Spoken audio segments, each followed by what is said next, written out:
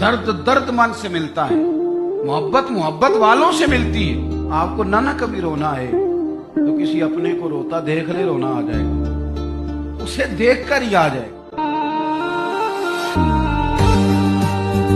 दूर दूर जो रहना है तो ठीक है, फिर इस तरह ना तो खुदा है ना मेरा इश्क फरिश्तों जैसा, दोनों इंसान है तो फिर क्यों इतने हिजाबों में मिले।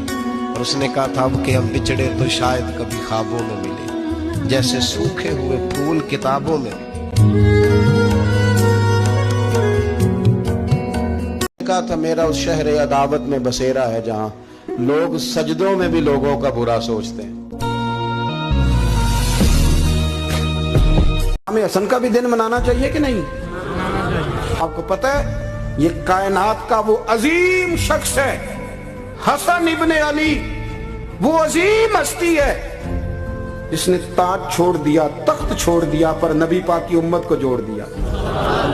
नबी करीम ने इनको अपने साथ बिठा के कहा था, सही बुखारी में मौजूद है, कहा ये मेरा बेटा हसन सैयद है, या मुसलमानों की दो जमातें लड़ेंगी तो ये सुलह कराएगा।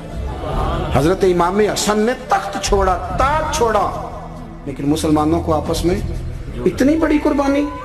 हम जब छोटे होते थे तो घरों में बहन भाइयों की, हत्ता के बड़ों की भी दौड़ लगी होती थी।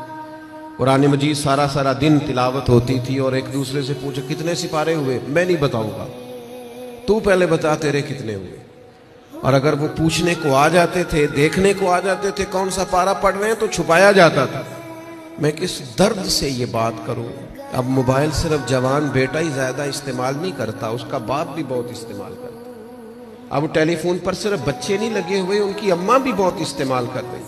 आपने जिस कदर चीजें अपने मोबाइल से ली हैं, याद की हैं, ज़हनों पे बिठाई हैं, काश आप एक एक दो दो आयात हम सारे याद करनी शुरू करते। इमाम हसन ने कोई लंबा वक्त नहीं अपनी वालिदा के साथ गुजारा। छोटे थे तो सैयदा फातिमा ज़हरा रज़ी अल्लाह तआला अन्हा विसाल कर गई। इमाम हसन कहते हैं, लोगों मैं जब थोड़ा सा बाशऊर हुआ और मुझे चीज़ें थोड़ी सी दिखाई देने लगी तो मैंने कभी अपनी अम्मा के साथ एक प्लेट में खाना नहीं खाया था। हुजूर सारी दुनिया खाती है तो आपने क्यों नहीं खाया? तो फरमाते डर लगता था कि कहीं ऐसा ना हो कि जिस लुकमे की तरफ मेरी माँ अपना हाथ बढ़ाए कहीं मैं ना उठा लूं, बेअदबी ना हो जाए। डर लगता था। मैंने यहाँ तक भी ना, क्योंकि माँ तो माँ होती है, मैंने यहाँ तक भी माँ का एहतराम किया, रोटी खाने में भी तकदीर नहीं की। गरीबी कोई फार सेल तो नहीं होती, गरीबी वो जख्म तो नहीं जिसे दिखा दिखा के बंदा पैसे वसूल करे।